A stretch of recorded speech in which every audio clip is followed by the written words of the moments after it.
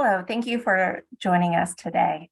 The title of my talk is Advancing Healthcare Equity for Persons with Disabilities Through Documentation in the Electronic Health Record. As many of you know, individuals with disabilities make up a significant proportion of our US population. The recent estimates are that individuals with disabilities represent more than 1 in 4 adults in the United States. The estimates are about 26%. Unfortunately, a large body of evidence has demonstrated that individuals with disabilities experience significant disparities in health and healthcare outcomes. I could spend the entire presentation talking about this literature, but I just want to give you a taste of some of these studies. So first, multiple studies have demonstrated that individuals with cognitive or physical disabilities have much higher rates of diabetes and heart disease. In our recent COVID-19 pandemic, a study found that individuals with intellectual or developmental disabilities were 6 times more likely to pass away from COVID as compared to individuals without disabilities. In terms of healthcare outcomes, we find that women with disabilities, including physical and cognitive disabilities, have much lower rates of preventative cancer screenings, such as mammograms and pap smears, due in part to inaccessible medical equipment. Studies have found that while individuals with disabilities generally have high rates of insurance, they still report significant difficulties with finding a provider who would see them. One study found that 1 in 3 individuals with communication-related disabilities had difficulty finding a provider who would be willing to see them. And then my final example is that there is a study that found that individuals with communication-related disabilities were 3 times more likely to experience an adverse medical event in the hospital when they were hospitalized. So what is causing these disparities? I would like to hypothesize today that it's disability plus a whole range of social, personal, and environmental factors that impact individuals' health and healthcare outcomes. And I just provided a few examples here. So decreased access to exercise opportunities, poor social support, lack of accessible housing, low socioeconomic status, decreased access to employment, and disparities in quality in healthcare. And today we'll be focusing on this last bullet here, is disparities in quality and access to healthcare.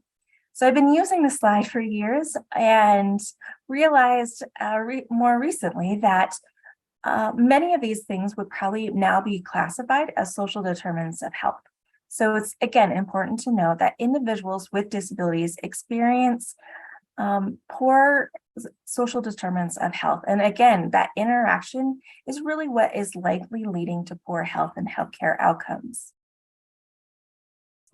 And because this is a rehab audience, I, of course, need to bring up the ICF.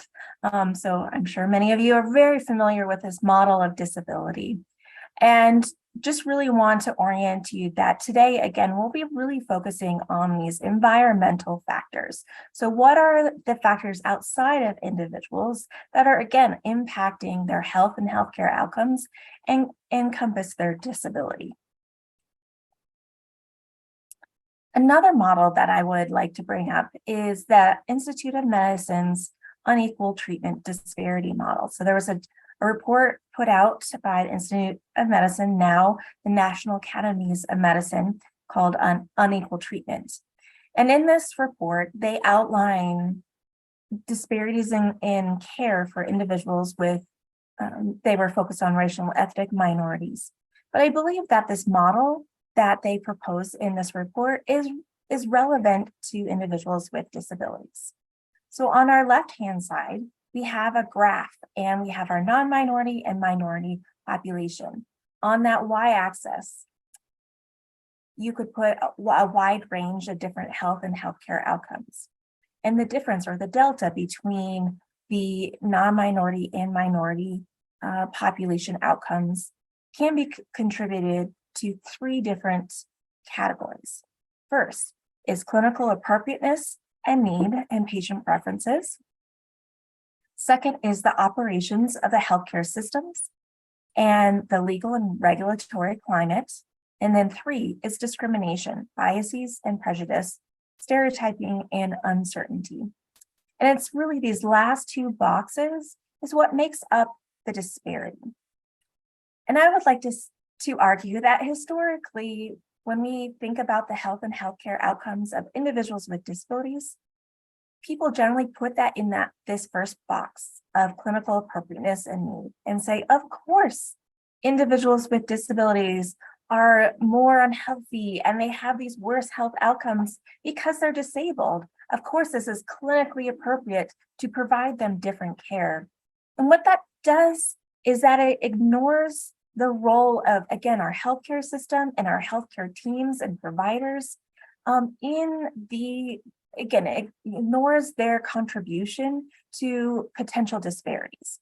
So again, it's these last 2 boxes that I would like to spend time going through. So first, I'll talk about the legal system. Again, many of you are probably aware of the Rehab Act of 1973, the Americans with Disabilities Act of 1990, and more recently, the Affordable Care Act of March 2010. And each of these laws outlines requirements for healthcare providers and healthcare organizations to provide equitable care to individuals with disabilities. We saw some of the most expansive description of this in the Americans with Disabilities Act, and then this was further strengthened and reinforced with the Affordable Care Act.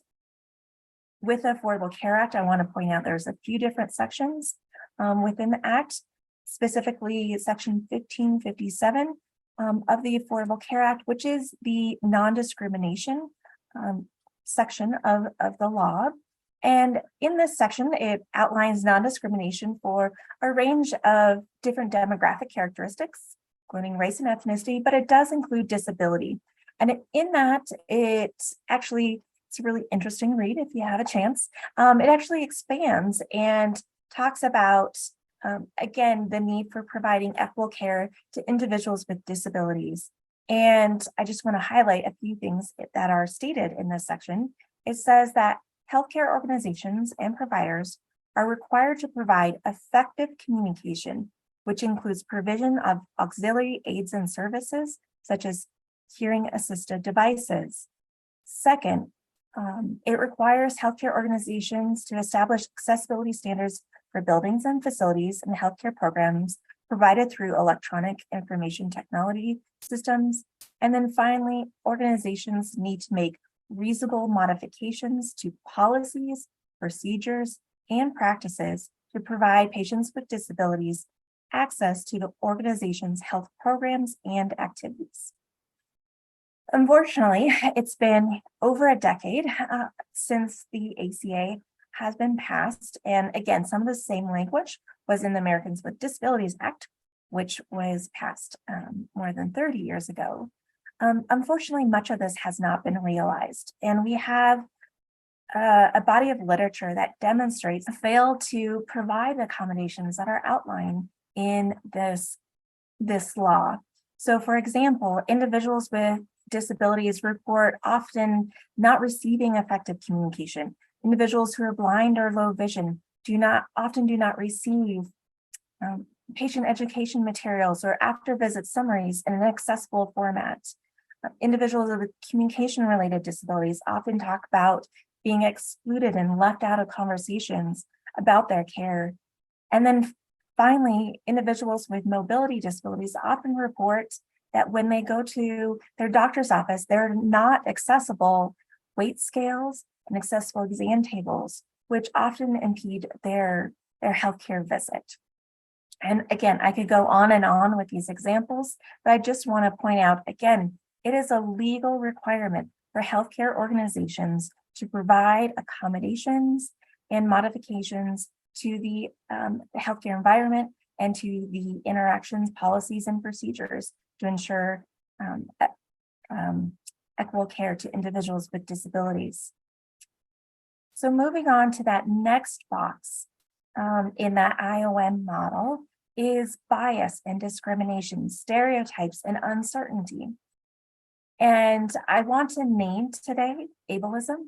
I have realized that many people are less familiar with this concept. So ableism is discrimination and social prejudice against persons with disabilities in favor of those who are, quote, able-bodied. Additionally, structural ableism, again, I think we have been hearing a lot recently about structural racism, and we can apply the same frameworks and models to, again, discrimination against individuals with disabilities. And structural ableism is laws and policies and institutional practices and entrenched norms that create and perpetuate ableism. And again, we can spend a lot of time talking about this topic in healthcare, but I just want to draw your attention to a few studies. So recently there was a national survey of practicing physicians by Dr. Lisa Izzoni and colleagues. And in the study, they surveyed 714 practicing clinicians, physicians, and they had some pretty striking findings.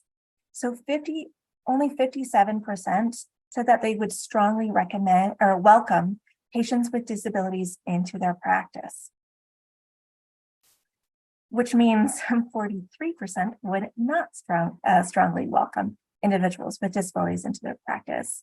Only 41% reported feeling very confident in their ability to provide the same quality of care to people with disabilities as individuals without disabilities.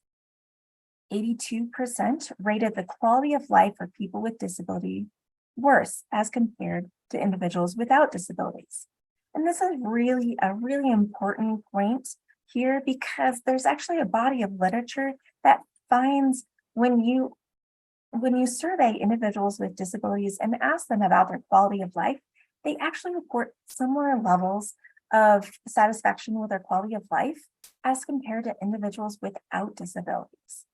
And this is, again, really important. If physicians are underestimating the perceived quality of life of individuals with disabilities, this can affect their decision-making, and it sometimes can have really devastating effects. And then finally, over a third of the physician respondents reported knowing little to nothing about their legal responsibilities under the Americans with Disabilities Act and the ACA. Recently, here at the University of Colorado, we surveyed 163 of our medical students. First, we, as a part of the survey, we administered the Disability Implicit Association test and found that 85% of our students reported preferences for able-bodied individuals, with 55% scoring in the highest level of, again, preference for able-bodied as compared to persons with disabilities. Only 5% of the students reported feeling confident about providing the same quality of care to patients with disabilities. And while we saw a slightly different number, we still found a high proportion, 71% of the students rating the quality of life for people with disabilities as worse as compared to individuals without disabilities. So where do we go from here? I spent a lot of time talking about the disparities and some of the contributors to those disparities. So where do we go from here? How do we improve healthcare equity for people with disabilities? And today I would like to talk about the topic of documenting disability status, because I believe that this is the first step. It is a foundational step to, again, working to advance health equity for people with disabilities. So first, we can't improve what we don't measure. And in our healthcare organizations, we need to be documenting patients' disability status in the electronic health record. And there's really three main reasons for this. The first one is for us to track the quality of health and healthcare outcomes of our patients with disabilities at an organization level. Again, we have multiple studies demonstrating disparities at a population level, but we really need to dive down at an organization level to, again, try to begin to tease apart what are the contributors and where are treatment targets for improving quality of care. And then second, if you identify those disparities, you need to implement interventions. And you can't implement an intervention if you don't know who your population is, and you aren't able to, and if you don't know who your population is, you can't measure the outcomes of your intervention. And then finally, again, goes back to the legal requirement for healthcare organizations and providers to ensure provision of accommodations and modifications. And so you cannot provide patients with disabilities the accommodations they need if you don't ask who has a disability and if you don't ask what their accommodation needs are. So next, I'm going to talk through a series of studies I have done on this topic to really help to build a knowledge base on how to document patients' disability status in the electronic health record. So I started this work over a decade. So some of this it's been a long journey. But this first study I would like to talk about is we were looking at the current status of documentation in the EHR. So specifically, our research question was, how are patients with communication disabilities documented in the EHR? So we did a review of medical charts of 81 patients with total laryngectomies.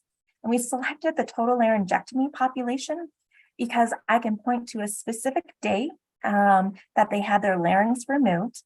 So I know exactly the day that their communication disabilities started, again, at least that level of disability. And you cannot regain or regenerate a larynx. So we know that communication disabilities is static as compared to, for example, if someone had a stroke and they might have recovery, and so their communication disability could change over time. Again, this is a static, non-changing communication disability. Okay, so we reviewed across these 81 patients 7,484 medical notes. Okay, and we were looking at what the frequency was of documentation of disability status and communication abilities. And then we were also looking at what language healthcare providers used in documenting communication abilities. And again, it was almost 7,500 encounter notes. And what we found that only 16% of all encounter notes included documentation of the patient's communication abilities.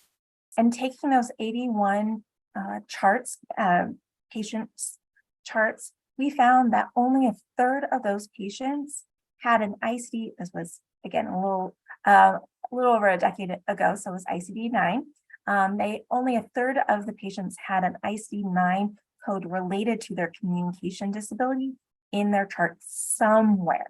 And so that's really demonstrating to us that it is quite rare for healthcare teams to be documenting patients' communication abilities in their notes. And then when we look at when they were documenting communication abilities, they used a wide variety of terms to describe those communication abilities. So individuals with total laryngectomies, they don't have a voice or aphonia. And we found 39 different terms for aphonia. Many of these patients also used an electrolarynx to communicate. And we found 35 different descriptors or terms for an electrolarynx. So really, this demonstrated to us that even when providers and other healthcare team members are documenting what a patient's communication abilities are or what strategies they're using, they just don't have the standardized language to document this. And while we were doing some of this work, so again, about a decade ago, there was some new policies around documentation. So the first one was from the Joint Commission. They released a report on advancing effective communication, cultural competence, and patient and family-centered care. And as a part of this report, they stated that healthcare teams need to be documenting patients' physical and communication abilities and disabilities in order to document what accommodations they need. Also around this time, the Department of Justice, the DOJ, had launched a barrier-free initiative, and they were spending time focusing on providing some more guidance around provision of equitable care, specifically around effective communication. And as part of the documents they released about in the literature about how organizations can ensure compliance with, again, at this time it was the Americans with Disabilities Act, is that they said that organizations need to be documenting patients' disabilities in order to again identify patients who require healthcare accommodations. And then as a part of the ACA, Section 4302 had some guidance and requirements of organizations to be documenting, again, key patient demographics, and disability status was included in those list of demographics. And as part of those demographics, that the reason why they were documenting those disability or those disability needs and disability status was for the organization to be able to track the quality of care they were providing their patients with disabilities. Okay. As a result of Section 4302, after it was passed, Department of Health and Human Services, HHS, released recommendations or requirements for what those questions are. So again, it was a broad range of demographics, and for disability, they recommended the ACS, which is the census questions, which I'll refer to later. But I just want to highlight here that the HHS put out these census questions for disability status. There were 6 questions. Okay.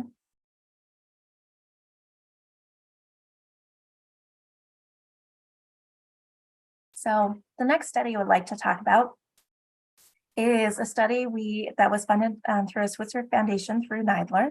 And we were asking the question of what questions should we be asking?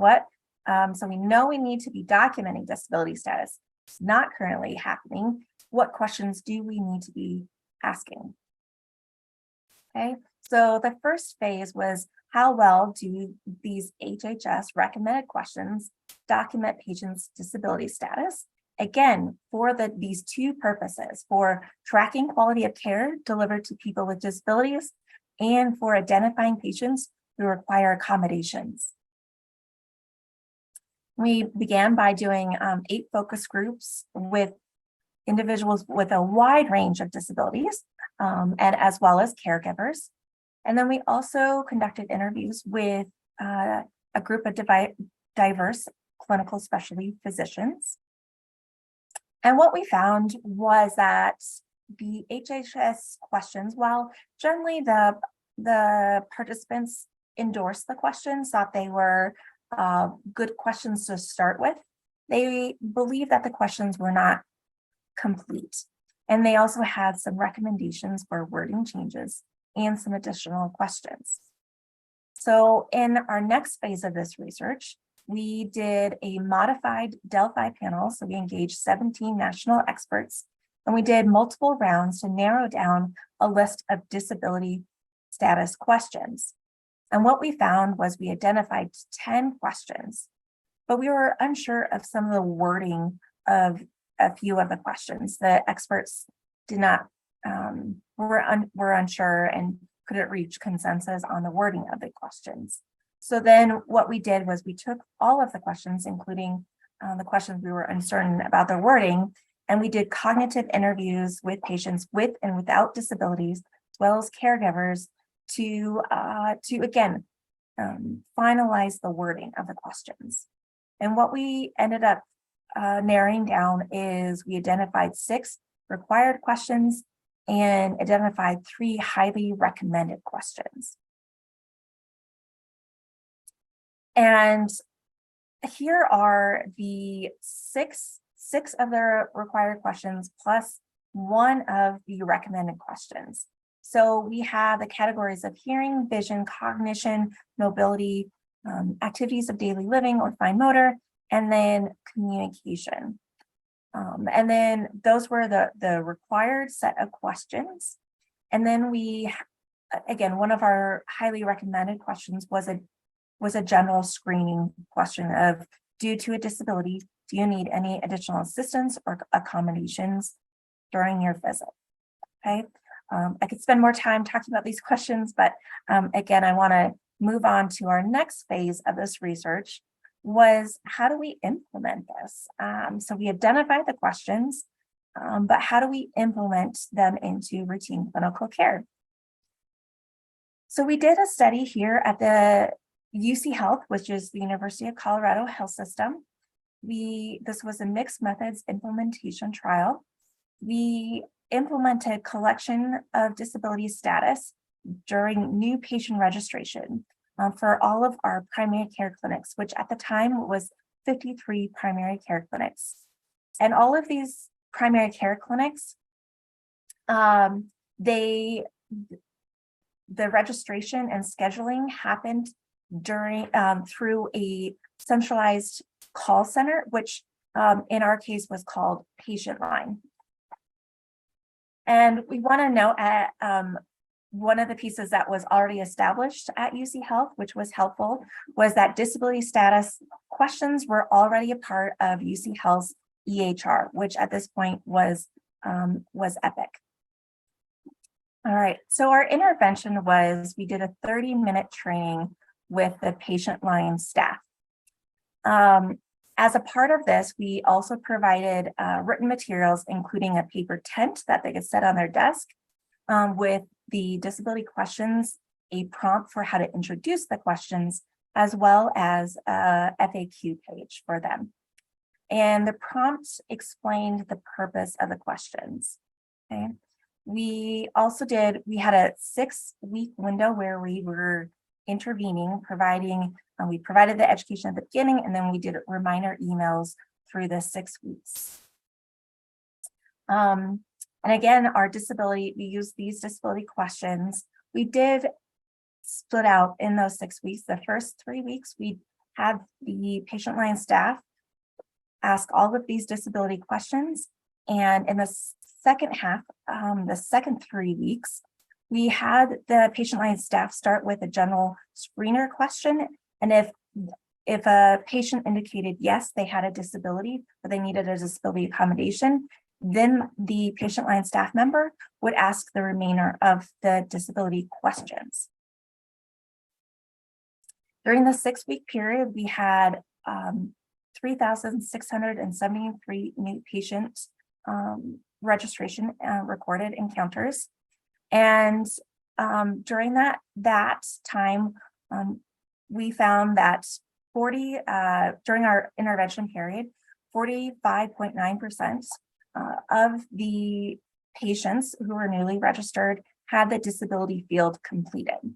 Okay, at baseline, so before our intervention, that was a little less than 10%, and by the end of the 6 weeks, it was actually up to almost 53%.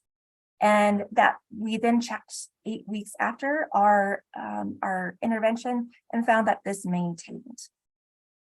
And note, a positive response was the percentage of patients with an indication of no disability, or decline recorded in EPIC. Okay. One of the important measures and outcomes for our clinical team was the length of time that these questions took, because it does take extra time and effort on staff's part to ask these questions. And we found that asking the screener question followed by the full set of disability questions on average increased call times by only 18 seconds. Also to note, again, comparing the full set of disability questions to the screener question followed by the full set, we found actually similar rates of completion and disability Similar rates of also people indicating whether or not they had a disability. So we felt comfortable at this point moving forward with just that screener question, followed by, again, the full set of disability questions. We went through and actually reviewed a subset of the calls because they were recorded. And we found that there was quite a diversity in how the questions were asked. So even though we did this training and we had scripts for the staff, they really improvised in their asking of the questions. And we also found, which was really important, we did interviews with patients after, with a subset of patients afterwards, and we found that patients had no concerns with reporting a disability status or being asked about their disability status.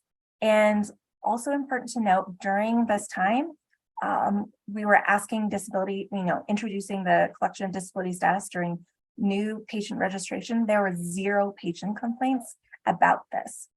Okay, this is really important because that is one concern that we hear from healthcare organizations is how will patients respond to this? In our focus groups with the agents, many of them still express discomfort in asking the questions. In the recorded calls, we found that many of them would say things like, I'm being required to ask these questions. Don't get mad at me. You don't have to answer these. And so they really express their discomfort during these calls in asking these questions. There was still some confusion about where in EPIC to record the disability status. They reported sometimes forgetting to ask about the disability questions. And some reported wondering if some of these questions would be better asked by the clinic because the clinic would be able to better respond to requests for accommodations. So next, I want to talk about some engagement with stakeholders during this process. So again, I've showed a few studies. Again, these studies happened over for many years. And throughout this time, we were engaging different types of stakeholders locally and also nationally. So first, I'd like to draw your attention to what we have developed, which is the Disability Equity Collaborative. And how this started was because I was publishing studies on documentation of disability status. I started getting calls from healthcare organizations who were interested in collecting disability status within their organization, but were struggling with how to do this. These calls were often with individuals who held the position or title of ADA coordinator or Section 1557 coordinator, referring to the ACA. Many of these individuals were in charge of really all accessibility initiatives in their organizations and felt overwhelmed with this charge and this task. And because there's actually no blueprint of how to actually do this, while the laws require provision of these accommodations, how to actually do that in practice, there's just, again, not a whole lot of guidance or recommendations on how to do this. So what I did was I decided to get a group of individuals, these individuals together so they could share ideas and help support each other. And so we then received funding from PCORI through a PCORI Engagement Award to develop a community, the Disability Equity Collaborative.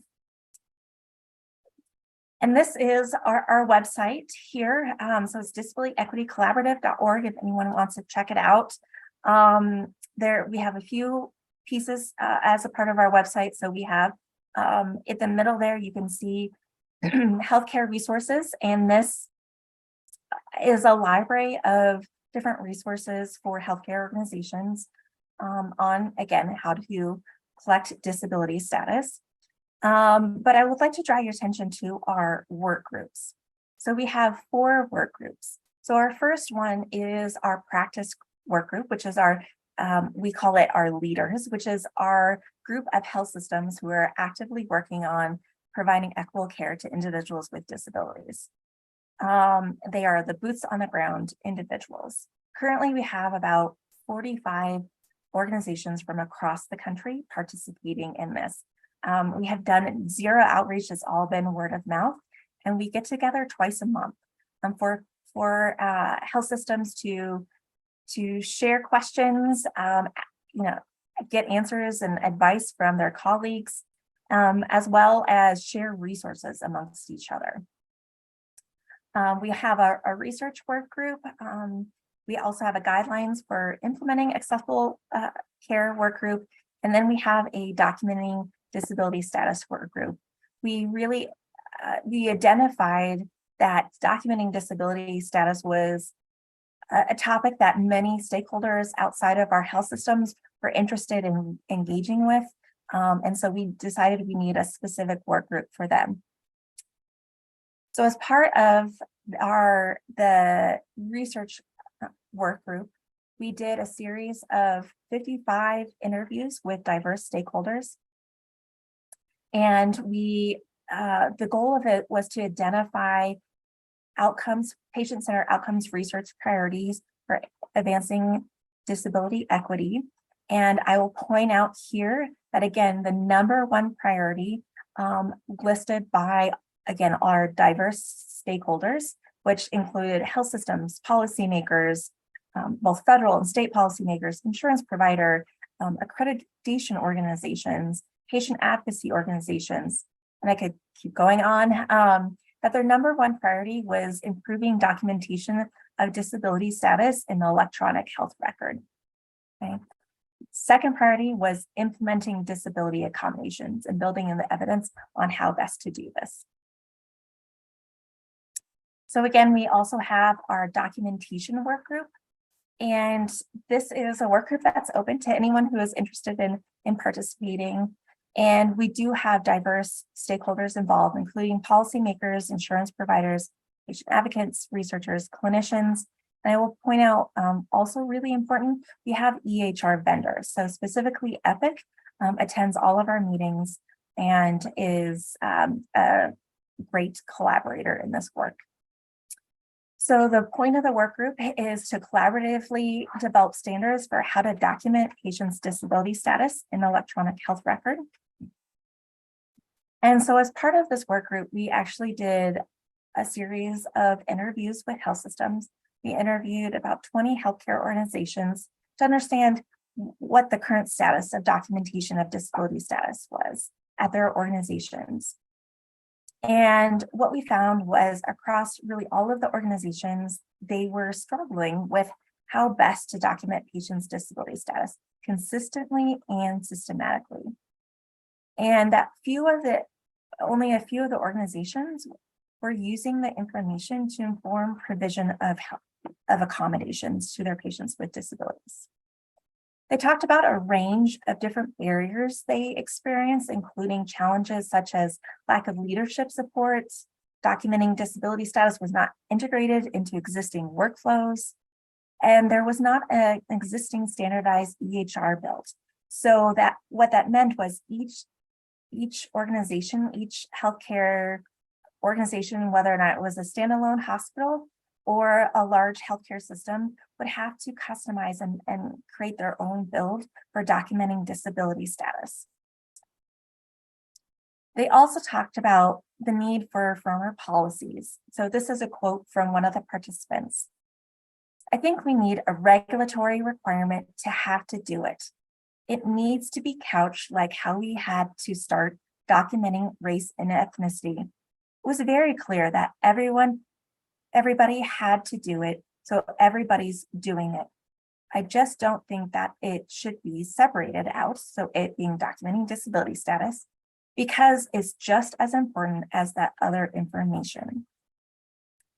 So, fortunately, we have had some policy changes recently.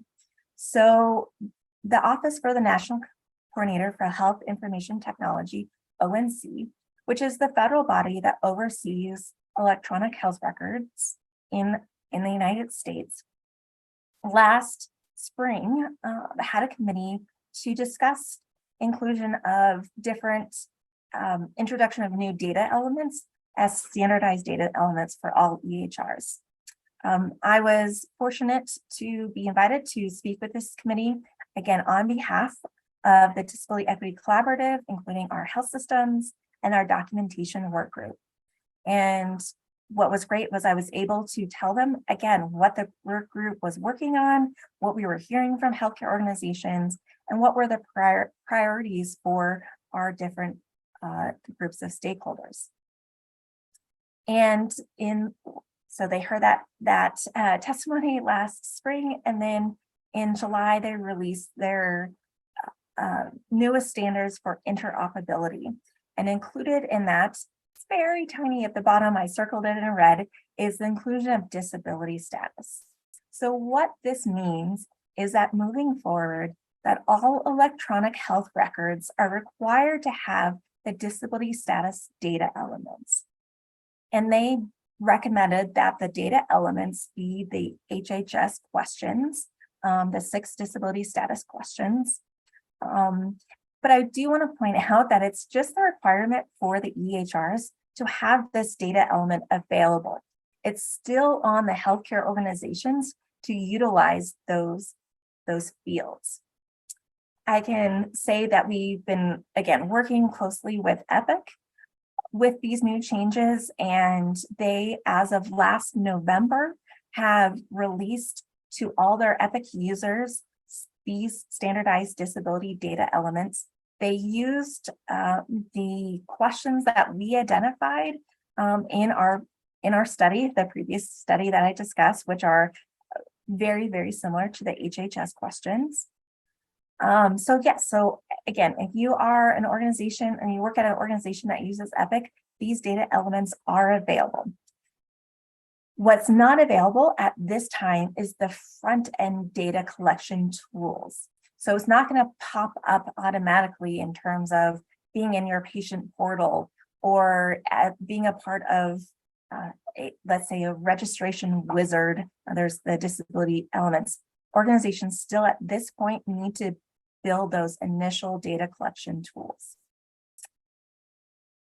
As partly in response to the new standards released by ONC last October, the documentation work group of the Disability Equity Collaborative put out a implementation guide. So this is the collective knowledge of research, but also what health systems have learned thus far, and again, input from our different stakeholders, and including policymakers and patients. And we have this, it's available at our website for organizations to hopefully give them a starting place on how to implement the collection of disability status. And then finally, our next steps are, we recently received an R01 through the National Institute on Deafness and Other Communication Disorders. And the point of this grant is to actually test methods for collecting disability status through the electronic health record, and then using that information to inform provision of healthcare accommodations. As a part of this grant, which again, our EHR colleagues, our vendor Epic is involved in this grant, we are creating a standardized build, as well as, again, support materials for organizations. And we are hoping this summer to actually complete what those tools are, and so they are available. So please let me know if your organization would be interested in taking a look at those tools, because again, we're hoping to release those by the end of the summer.